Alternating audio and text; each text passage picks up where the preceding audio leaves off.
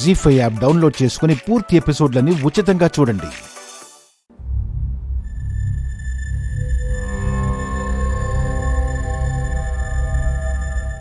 వచ్చారా? సుష్మిత ఎదురా? తీసుకొచ్చేవాళ్ళం మేడం. ఈ లోపు రామారావు అంట ఒకడొచ్చాడు మేడం. రామారావా? అవును మేడం.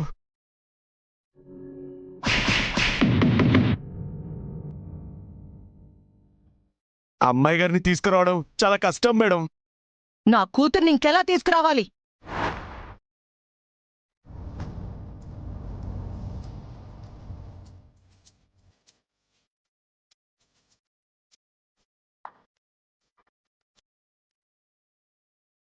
శృతి, ఏమత్తయ్యా?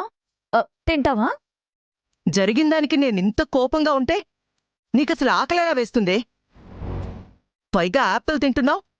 దేనికి కోపం అత్తయ్యా? కడుపు మార్చుకుంటే కోపం పోతుందా? నార్మోయ్, నా కూతురికి వాడితో పెళ్ళయిందని నేనింత రగిలిపోతుంటే ఏం పట్టనట్టు హాయిగా యాపిల్ తింటున్నావా? వెదో ఫిలాసఫీలు చెప్తున్నావా? తక్షణమే నా ఇంట్లో నుంచి వెళ్ళిపో. రేయ్, దీని బ్యాగ్ తీసుకురండ్రా. అత్తయ్యా, యాపిల్ తిన్నానని ఇంట్లో నుంచి పంపించేస్తావా? ఇది అని కాదే, నువ్వు ఏ విషయంలోనూ పర్ఫెక్ట్ కాదు, అన్నింట్లోనూ అన్ఫిట్. ఏ ముహూర్తాన నాకంటుకున్నావు కాని నీ దరిద్రమంతా నాకంటుకుందే. పో. ఆవేశపడకత్తయ్యా, నేనెక్కడికని వెళ్ళను. ఎక్కడికన్నా ఊరేగు. ఎన్ని రోజులు నా ఇంట్లో తిష్ట వేస్తావు? అలా అనకత్తయ్యా, నాకిక్కడ ఇంకెవరున్నారత్తయ్యా? నువ్విక్కడుంటే నాకంటూ ఇక్కడెవ్వరూ ఉండట్లేదే. నీ వల్ల ఉపయోగం లేకపోయినా భారీ నష్టాలే ఉంటున్నాయి. నా వల్ల అత్తయ్యా? నీ వల్ల కాదు. అసలు ఆ అక్షరం నన్ను తగులుకుంది నీ వల్ల కాదు. అది నాకు శత్రువైంది. ఒక రకంగా నా మంత్రి పదవి ఓడ్డానికి, జనాల్లో నా పరువు పోవడానికి కారణం నువ్వేనే. నువ్వసలు నా జీవితంలోకి రాకుండా ఉండుంటే నాకు ఇన్ని ఇబ్బందులు వచ్చేవే కావు. అంతా నీ వల్లే. నువ్వు చేసేవి నాకేమీ నచ్చట్లేదు. అత్తయ్యా, ప్లీజ్ అత్తయ్యా. ఏయ్, ఇంకోసారి నీ మొహం నాకు కనపడకూడదు. నీ మాట నాకు వినపడకూడదు. పోవే ఇక్కడి నుంచి. ఇక నుంచైనా నా దశ మళ్ళీ తిరుగుతుందేమో చూసుకోవాలి. అత్తయ్యా, నన్ను ఒంటరిదాన్ని చేసేస్తావా? రేయ్, ఇదిలా వాగుతూనే ఉంటుంది. నక్క వినయాలు ప్రదర్శిస్తుంది. బయటికి తోసేండ్రా. వద్దులే అత్తయ్యా, వెళ్ళిపోతాను. పో, మళ్ళీ రాకు. వెళ్ళిపోతాను.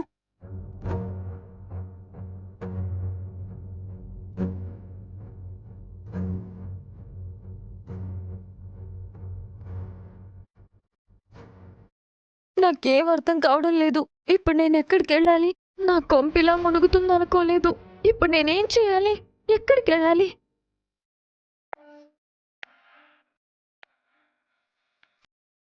లక్ష్మణ్ గారు, లోపలికి రండి. లోపలికి వెళ్ళిందయ్యో. ఏం చెప్తాడు? తడొచ్చేస్తుంది ఈ అమ్మతోడు. అమ్మో, ఇక్కడ ఉంటే ఏం చెప్తాడో కూడా తెలియదు కదే. వచ్చింది నువ్వు గుండె పట్టుకోవడానికా? పద.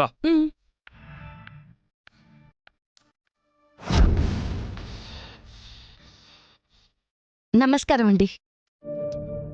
నమస్తే అమ్మా. మీరు? లక్ష్మణ్ గారని. నేనేనమ్మా, కూర్చోండి.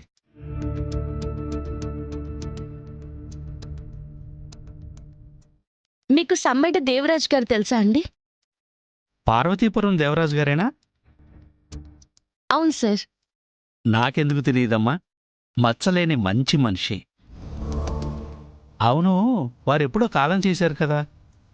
మీరు వారి గురించి అడుగుతున్నారు. మీరు వారికి ఏమవుతారు? వారి కూతురు బుజ్జమ్మ గారు ఉన్నారు కదండి, ఆ, వారి కోడల్ని. నా పేరు అక్షర. ఇక్కడ విజయవాడ కలెక్టర్గా ఉన్నాను. అవునా? సంతోషమమ్మా. ఇంట్లో ఎవరూ లేరమ్మా, గుడికెళ్ళారు. వాటర్ ఏమన్నా? అయ్యో, ఏం వద్దు సార్. అవును, నేను ఇక్కడే ఉంటున్నానని మీరెలా తెలుసుకున్నారు? కొంచెం కష్టపడాల్సి వచ్చింది సార్. అయితే మీ రాక చాలా ఇంపార్టెంటే. అవును సార్. దేవరాజ్ గారు ఆస్తిని వారి వంశానికి రాసిచ్చినప్పుడు దాన్ని తరతరాలు అమ్మడానికి వీలు లేకుండా కేవలం అనుభవించడానికి మాత్రమే రాశారంట. అది నిజమేనా సార్? It's true. ఆ వీలునామా నేనే కదా రాశాను. అది కూడా వారి వంశానికే చెందుతుంది. కానీ వారికి రూపాయి కూడా వెళ్ళదు. ఒక్కటి క్లియర్, మా అత్తయ్య గారిని ఇబ్బంది పెట్టి రాయించుకున్న ఆస్తి నీకు రాదు భూపతి. ఓకే సార్, మరో ముఖ్యమైన విషయం మీరే చెప్పాలి. బుజ్జమ్మ గారితో వాళ్ళ తమ్ముడు భూపతి గారు ఉన్నారు కదా, అవునమ్మా. ఆయన దేవరాజు గారికి సొంత కొడుకేనా సార్? లేక వేరే ఇంకెవరైనా అబ్బాయా? మీకు ఆ విషయం తెలిసే ఉంటుంది కదా. అంటే దేవరాజు గారు నాకు పరిచయం అయినప్పుడు 2 పిల్లలు ఉన్నారమ్మా. అతను సొంత కొడుకా కాదా అనేది నాకు కూడా తెలియదు. వారు కూడా నాతో ఆ విషయాలు ఎప్పుడూ చర్చించలేదు. అవును, ఎందుకలా అడుగుతున్నారు?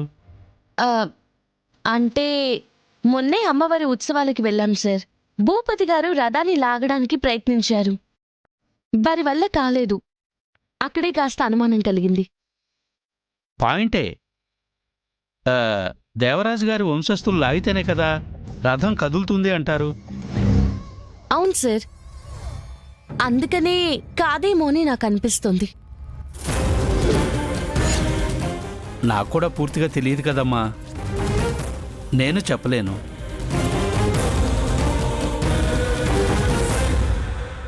జీ5 యాప్ డౌన్లోడ్ చేసి అన్ని ఎపిసోడ్స్ పూర్తి ఉచితంగా చూడండి.